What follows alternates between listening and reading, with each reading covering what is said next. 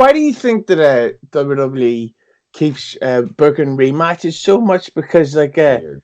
they've got an event coming up. I think it's this weekend called Stomping Ground, which I seen the match lineup on Twitter and I thought it was from a parody account because they're doing Rollins versus Corbin again, and that's got to be this year alone, maybe the 10th time they've worked a match on TV or pay per view in 2019 alone, and it's only June. Yeah, that one's puzzling, man. They ran back a bunch of rematches. They put somebody who isn't even on SmackDown in a SmackDown title match.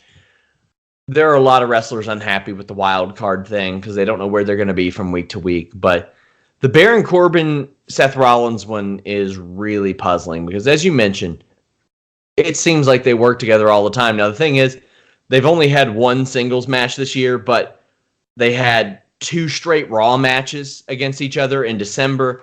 They worked at Fastlane in a 6-person tag. They worked Shield's final chapter against each other. They worked a Monday Night Raw. They worked 2 Monday Night Raws in May together. So altogether, these guys have been in the ring.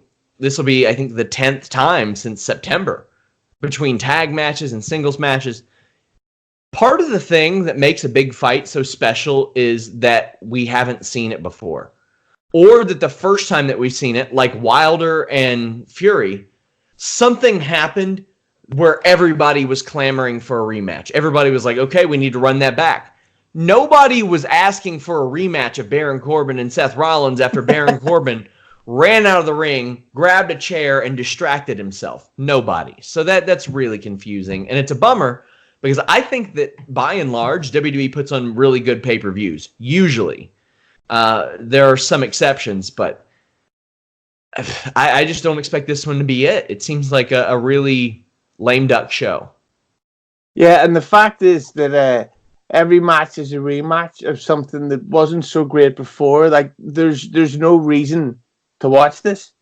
Yeah, that's how. I mean, not necessarily no reason to watch it, but nobody believes that Baron Corbin is going to beat Seth Rollins. Nobody reasonably. Maybe some kid, maybe some 6-year-old kid believes it. Nobody believes that Dolph Ziggler is going to beat Kofi Kingston. Yeah. Nobody. Nobody really believes that Lacey Evans is going to beat Becky Lynch. They had to give her a tag win last week on Raw because she had lost 5 matches in a row.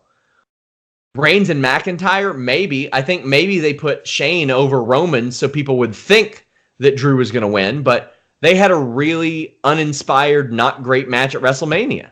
Mm. So so many of those matches, nobody believes the challenger's going to win.